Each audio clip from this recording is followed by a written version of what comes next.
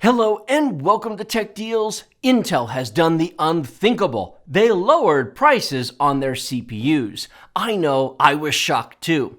Traditionally, Intel never lowered prices. They just retired older products and introduced new ones.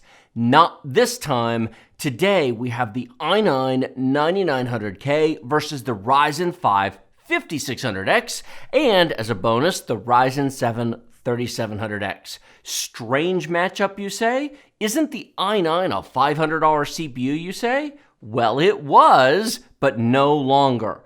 All this week when I'm recording this on Black Friday 2020, Newegg has it on sale for $320. And if you live near a store, Micro Center has it for $299. At that price, it is now worth asking, should you buy the best of the last generation of CPUs or the mid-level of the current generation? Today, we're going to find out.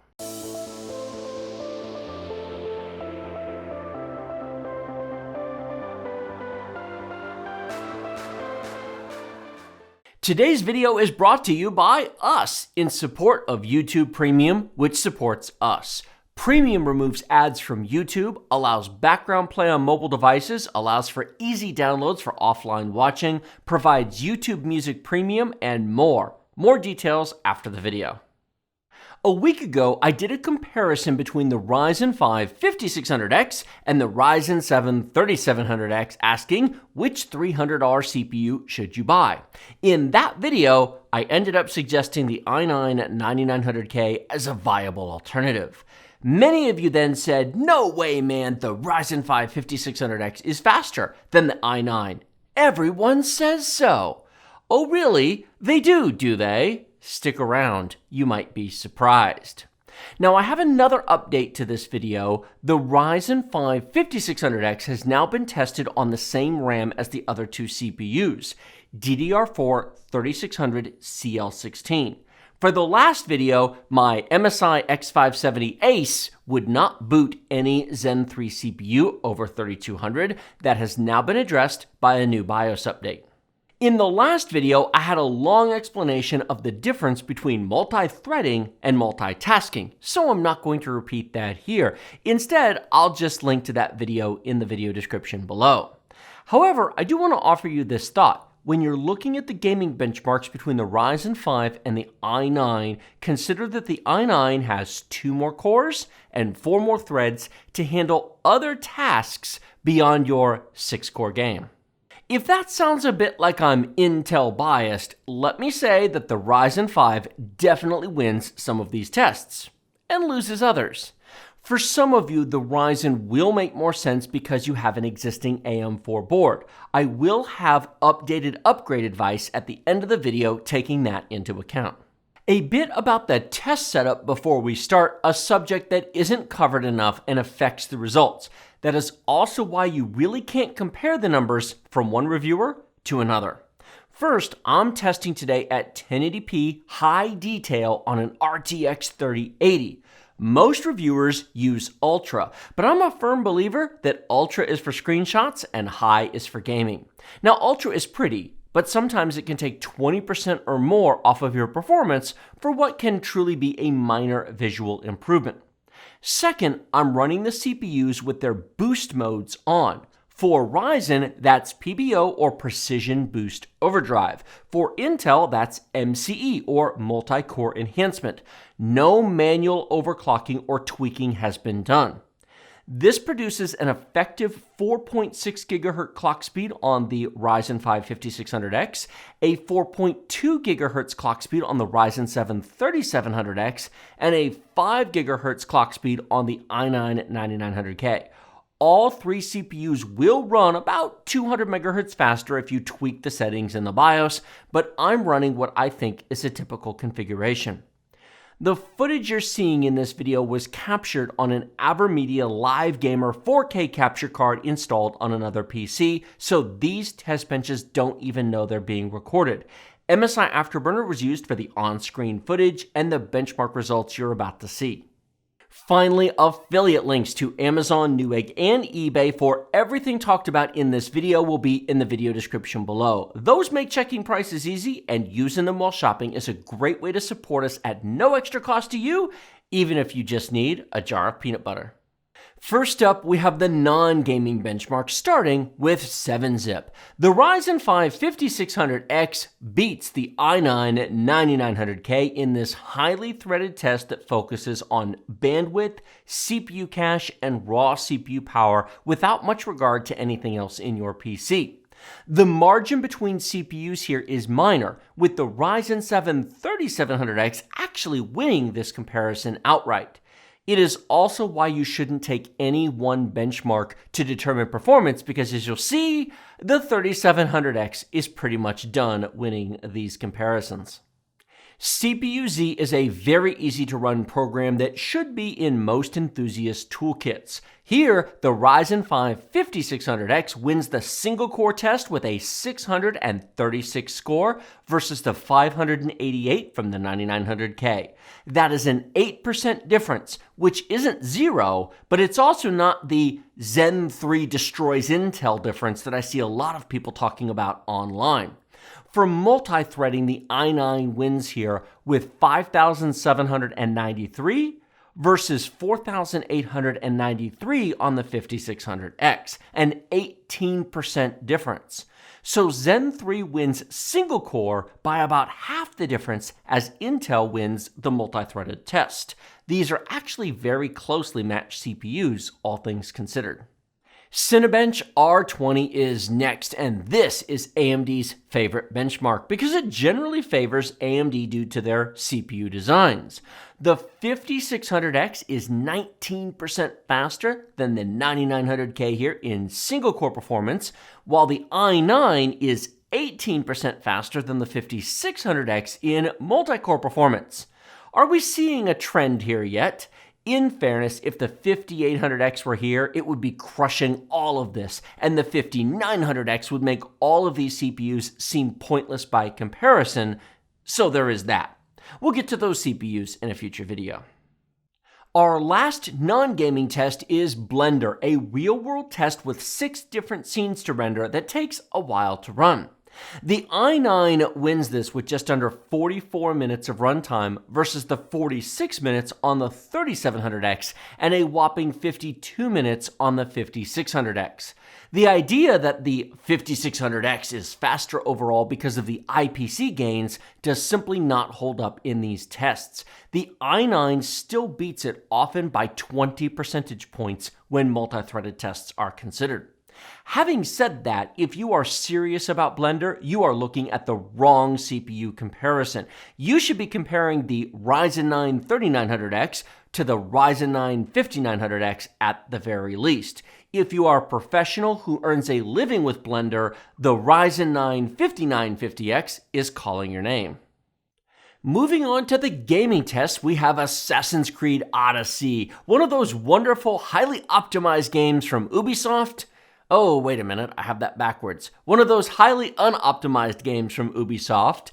We have 124 frames per second on the 5600X versus 134 frames per second on the 9900K. The i9 beats the Ryzen 5 by 10 frames per second, which is not earth-shattering to be sure, but it does win this comparison. The differences in the 1% lows are much more dramatic, with the i9 33% ahead of the 5600X. That is a large enough gap to be noticeable without running the benchmark.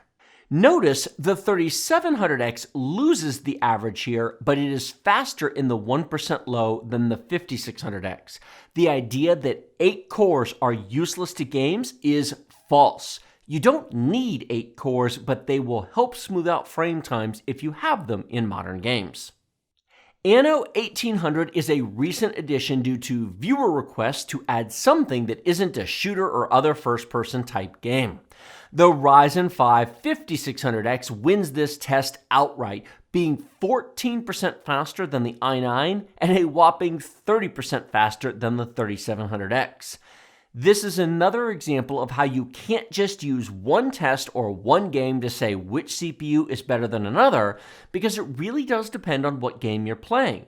This benchmark clearly prefers single-core performance, while Assassin's Creed wants multi-core performance.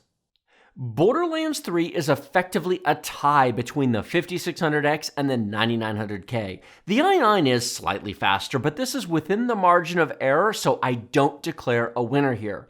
The 3700X does show a lack of CPU power here, thus it falls back a bit. However, I think 160 frames per second would be completely playable, so don't call the 3700X dead just yet. F1 2020 is the main racing game that I test these days. It is really easy to repeat and shows really high frame rates very well. 324 frames per second on the 5600X is a record-breaking score. It looks highly impressive on the chart. Worth noting is that it's just under 10% faster than the i9. So while it does win, at these frame rates, does it really matter? Now the 3700X again falls behind, but it still provides over 144 frames per second more than 99% of the time. If you have a 144Hz monitor, you really don't have to buy the newest CPUs just to play games like this at high frame rates. Far Cry New Dawn, the full-price DLC to Far Cry 5. This test traditionally has been Intel-dominated, so much so that I often point to it when I need an example of how benchmarks can skew things based on which team they favor. Clearly, that is no longer the case. We have a tie, 144 frames per second on both the 5600X and the 9900K. This is the first time I have ever seen AMD tie Intel in a Far Cry game outside of heavily GPU bottleneck testing at 4K. Ghost Recon Breakpoint is an open-world game that has a longer than average benchmark run, but that fairly shows several areas of the game and the type of environments you'll fight in. Here we have another tie with just over 200 frames per second average on our newer CPUs, and the 3700X not that far behind at 174. The 1% low numbers are also very close to each other. You won't have a problem playing this game on any of these CPUs. Horizon Zero Dawn is the terribly optimized PC port of a very popular PS4 game. This is extremely high-end hardware and we are not running at max detail, yet our 1% lows are barely above 100 frames per second at 1080p. Notice that we have another tie with the 5600X and the 9900K effectively matched in performance, while the 3700X lags behind somewhat. The Division 2 surprised me here. This is a game I have played a lot of hours. I'm actually approaching 100 hours of playtime in this game. The 5600X pulled ahead by a few percentage points. Typically, this one also does well on Intel. The differences again are in single-digit percentages and would never actually be noticed playing the game. Even the 3700X here provides a solid experience, so if you have one, you really don't need to upgrade. Before I show you the final charts, on a show of hands here, how many of you expected those results? I've seen a lot of comments online saying the new Zen 3 CPUs destroy Intel and win at everything, but that's mostly the hype talking. Now, they are good, do not misunderstand me, but they're not magic. Instead, they are a solid improvement over Zen 2 and have now effectively tied Intel in overall performance at a similar price point. Finally, before you look at these last charts, I want you to consider something. The i9 was often using 6+ cores in these tests. Take a look at Assassin's Creed Odyssey again, and let's zoom into the MSI Afterburner numbers here and look at the i9 versus Ryzen 5 CPU usage. The Ryzen 5 is using more of the CPU than the i9 is, often going well into the SMT or hyperthreading if you'd like, because it has run out of real cores to use. If you're here just to play games and you have 0 open programs, this is fine today, right now. Open a few programs, have something in the task tray, buy a game a year from now, and you might find this to be highly limiting. Now, the i9 is still using most or all of the CPU here, but it has 2 more cores and thus has more reserve to work with on a non-perfect test bench or on next year's games.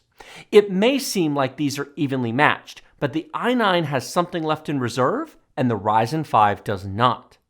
Now, the ideal solution here would be the 5800X, but that's $450, taking it out of this price competition. Thanks, AMD, for making Intel lower prices, and shame on you, AMD, for raising the prices on Zen 3. Can I both thank and shame AMD in the same sentence? Yes, I can. This is the 8-game average chart, and as you can see here, we have a tie, at least between the 5600X and the 9900K. Now, the 3700X does fall behind here, but that's not really a surprise to anyone who has watched this whole video. It is worth noting that the 3700X does have reserve performance similar to the i9 because its cores are not being used as much as the 5600X is. So the frames per second is slower, but it will multitask better or handle 8-core games in the future better than the Ryzen 5 will. This chart is the percentage difference between the 3700X and the 9900K. For as fancy and flash as the 9900K is, the reality is they are 17% apart in real terms. This is why the 3700X would be an awesome deal right now for $250 instead of $300. It comes with a cooler, installs on cheaper boards, and for $250 becomes a solid choice. This is the percentage difference chart between the 5600X and the 9900K. Most boring chart ever. It will be interesting to see the 5800X added to this in the future. I do plan to test that soon, and I will add those numbers to all these charts. Finally, dollar cost per frame per second. Now, the deal here is clearly the 5600X if you only care about numbers on a chart. The 3700X looks bad, and in some respects it is, but it has breathing room, it installs better on a 300 or 400 series motherboard, it's actually in stock at the time this was recorded, and it comes with a better cooler than the 5600X does. The i9 looks amazing here, and it is, but it does require better cooling than the 5600X, so that's something to keep in mind. Thank you to everyone who listened to all of that. 2 gold stars to all of you. Now, what should you actually buy? That very much depends on when you're watching this and what you have now. If you have a 300 or 400 series AM4 motherboard, get the 3700X. It's supported, it is stable, it will provide years of amazing performance with no fuss or muss getting it installed. If you don't have an AM4 board, I strongly lean towards the i9-9900K and a Z390 solution for the stability. It is very fuss-free in nature, out-of-the-box mature platform, 0 concerns over RAM support, set it up, turn it on, update the BIOS maybe, probably to the last one your board will ever get, and enjoy. Now, the cooler does cost a bit more, but if you're keeping your PC for 3 to 5 years, the minor difference there isn't a lot to fuss over, in my opinion. AM4 has reached the end. There is nothing past Zen 3. AM5 is coming for Zen 4, so none of these really have an upgrade path. Yes, in theory, you can go from a Ryzen 5 to a Ryzen 9 going from Zen 3 to Zen 3, but in my opinion, if you're inclined to do that, just do that now and go get a Ryzen 9 and be done with it. Buying twice costs more than buying correctly the first time. One option to consider is to keep your current machine for another year and wait for the new platforms. Just keep in mind that DDR5 will be expensive the first year, so be prepared to pay a premium to get into the new platforms the first year they launch, or you might be waiting 2 years before you can upgrade. YouTube Premium is, to put it simply, awesome. We have been paying customers since the day it launched as YouTube Red a few years ago, and we haven't seen an ad on YouTube since. We get it, no one actually likes ads, but we also love to watch our favorite content. However, it's not reasonable to directly support every creator either. enter YouTube Premium, the one-stop shop for supporting everyone with a single low monthly payment. The way it works is pretty simple. You sign up and the majority of your monthly payment goes to the creators that you personally watch divided by your watch time. Watch one creator more than another, they get a larger cut. But the benefits don't stop there. You can listen to the audio of videos on mobile devices while having the screen blanked out. You can also download videos for offline viewing, and you get a YouTube Music Premium subscription to allow for interruption-free music listening. Now, the price varies by country, but it starts at $11.99 a month in the United States, and there's also a family plan for $8 a month more that allows for 6 people to share a single membership in your household. If you're outside the US, check your local price using our link in the video description below. Thank you all so much for watching through that. A bonus gold star for all of you who are still here now. Like this video if you like it, share it with your friends if you love it. Remember, subscribe to the channel with the big huge red button directly below. Questions, comments, thoughts, feedback, suggestions. I hope you all know where the comment section on YouTube is at this point, but it's right down there. Leave your comments. I'll be interested to see what you guys all think. Links in the video description below. They are affiliate links. They do support the channel no matter what you buy, including that jar of peanut butter you saw earlier. It is greatly appreciated. Thank you so much for watching. I will see all of you next time.